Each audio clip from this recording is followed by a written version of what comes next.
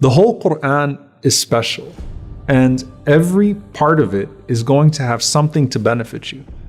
But is it okay to have a favorite surah or to recite something repeatedly or listen to it because it resonates with you in a certain way, maybe because of where you're at in life at the moment? Absolutely. The Prophet ﷺ himself was most moved by the verses that reminded him of his responsibility. The verse in Surah An-Nisa, فَكَيْفَ إِذَا جِئْنَا مِنْ كُلِّ أُمَّةٍ بِشَهِيدٍ وَجِئْنَا بِكَ عَلَى هَؤُلَاءِ شَهِيدًا. How will it be when we bring forth a witness upon every nation, and we bring you, O Muhammad sallallahu alaihi wasallam, as a witness upon them?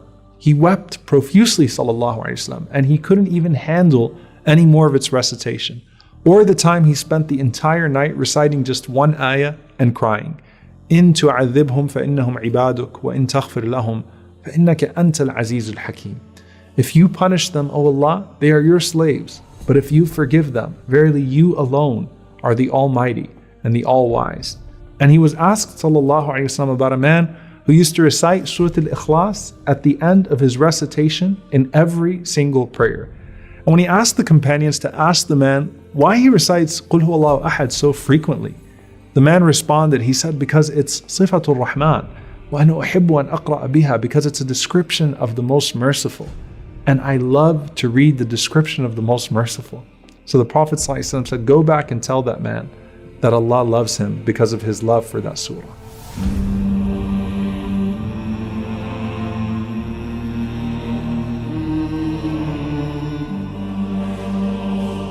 A person who is in distress may find something extremely beautiful about Surah Yusuf. Ar-Rahman and Surah Yasin are dear to so many people. You also have Surah Maryam, which so many people will say is their favorite surah of the Quran. With Ibn Mas'ud radiallahu ta'ala anhu, he used to say, إِذَا وَقَعْتُ فِي آلِ حَمِيمٍ وَقَعْتُ فِي رَوْضَةٍ أَتَأَنَّقُ فِيهِنَّ. When I come across the family of Hamim, it's like walking into this beautiful, blissful garden, and I just want to stroll in it. In one narration, he said, Alu Hamim dibaj al-Quran, that the family of Hamim is like the silk covering of the Quran. And Alu Hamim are 7 surahs that all begin with Hamim in the Quran. It starts from Ghafir and it goes to Surah Al-Ahqaf.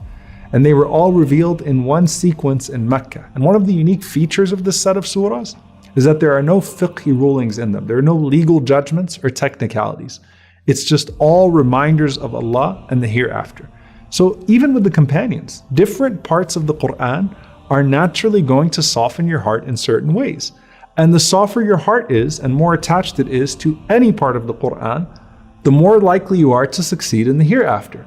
So let's get back to the concept of intercession. On the Day of Judgment, the Quran as a whole is an intercessor, and it beautifies its companion and everyone that was even involved in their Quran journey. Now there's one narration with some weakness in it, but the scholars quote and say, we hope in its reward, and that is that the Prophet ﷺ was reported to have said, whoever recites the Quran and memorizes it and abides by what is halal in it, what is lawful in it as lawful, and abstains from what it deems haram, what it deems unlawful, Allah will admit him into paradise due to it and grant him shafa'ah, grant him intercession for 10 of his family members. So here you have the reward of the Quran in its recitation and its application. And that's important because the Quran is not just to be memorized, but it's also to be applied. And the more that a person does both, the more honor they're going to find from it on the Day of Judgment for themselves and for their parents or anyone else who taught them the Quran.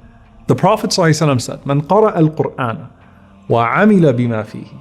Whoever recites the Quran and acts in accordance with what is in it, his parents will be crowned on the Day of Resurrection with a light that is brighter than the light of the sun in your worldly homes. Then we start to find the Prophet ﷺ talking about how particular surahs benefit you in the station. Okay? So he said, recite the Quran, for on the Day of Resurrection it will come as an intercessor for its reciters. Then he said, اقرأوا الزهروين البقرة وسورة آل عمران. Recite the 2 brightly illuminated chapters, Surah Al-Baqarah and Ali Imran. And he said, فَإِنَّهُمَا تَأْتِيَانِ يَوْمَ الْقِيَامَةِ كَأَنَّهُمَا غَمَامَتَانِ أَوْ غَيَايَتَانِ أَوْ فِرْقَانِ مِنْ طَيْرٍ He said, for on the day of resurrection, they will come as if they were two clouds or two shades or two flocks of birds.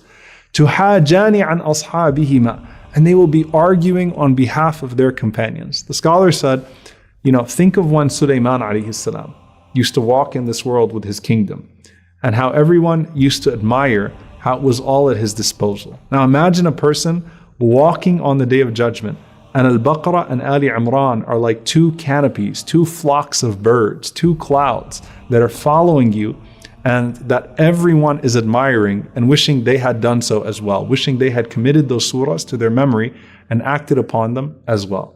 And that's why the Prophet ﷺ said, اقرأوا سورة البقرة فإن أخذها بركة وتركها حسرة ولا تستطيعها البطلة.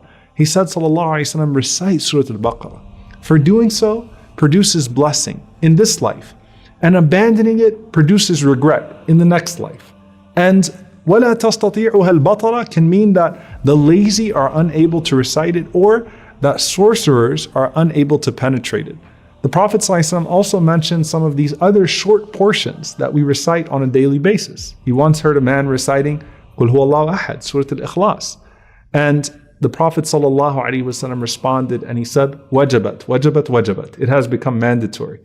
And they asked the Prophet ﷺ what he was speaking about. He said, Jannah has become mandatory for that person by their recitation of Qul huwallahu ahad, something so simple. But paradise is mandatory for the one who knows and who commits to Surah Al-Ikhlas, Qul huwallahu ahad. In another authentic hadith, the Prophet ﷺ said, whoever recites Ayatul Kursi, Allahu la ilaha illahu, after every one of the prescribed prayers, the Prophet ﷺ said, لَمْ يَمْنَعْهُ مِنْ دُخُولِ الْجَنَّةِ إِلَّا أَنْ يَمُوتَ. Nothing is standing between him and his entrance into paradise except for death. Meaning it is guaranteed for him at that point that he's going to enter into Jannah. So we've covered Al-Baqarah, Ali Imran, and then Al-Ikhlas and Ayatul Kursi. Now there is one more companion, and this is what the scholars say is the persistent intercessor. And it is known as the surah that is Al-Mani'ah, the preventer, and it's also Al-Munjiyah, the rescuer. And that is Surah Al-Mulk. The surah that the Prophet ﷺ said that the one who recites it every night will be protected from the punishment of the grave. And some of the scholars said it prevents one from doing the deeds that warrant the punishment of the grave. And its virtue and its recitation itself prevents the punishment of the grave. It is such a beautiful and powerful surah. So much so that the Prophet ﷺ said in another narration, Suratun min al-Quran, 30 ayah, tashfa'u li sahibiha, that there are 30 verses, one surah in the Quran, that will show up on the Day of Judgment, 30 verses, and will intercede on behalf of its companion. One narration he said, khasamat li sahibiha, it will continue to argue on behalf of its companion, hatta yughfara lahu, until that person is certainly forgiven by Allah subhanahu wa ta'ala. And the Prophet ﷺ said that is Tabarak alladhi biyadihi al-mulk, Surah Al-Mulk, with its 30 verses, showing up on the Day of Judgment, arguing on your behalf, saying, Ya Allah, forgive him. Ya Allah, protect him from the punishment. Ya Allah, enter this person into Jannah. And subhanAllah, in that surah, what do you find? It's full of the remembrance of death in the hereafter. إِنَّ الَّذِينَ يَخْشَوْنَ رَبَّهُمْ بِالْغَيْبِ لَهُمْ مَغْفِرَةٌ وَأَجْرٌ كَبِيرٌ. Surely for those who have awe of their Lord without seeing Him, there's forgiveness and a mighty reward. And so this Quran, as much as it is shifa, it's a healing in this life, it's so much more for you in the next. And from the moment you enter your grave to the moment of your entrance into paradise, all it keeps on bringing is elevation, and that too is true of the life that we live in now. فأما من ثقلت موازينه فهو في عيشة راضية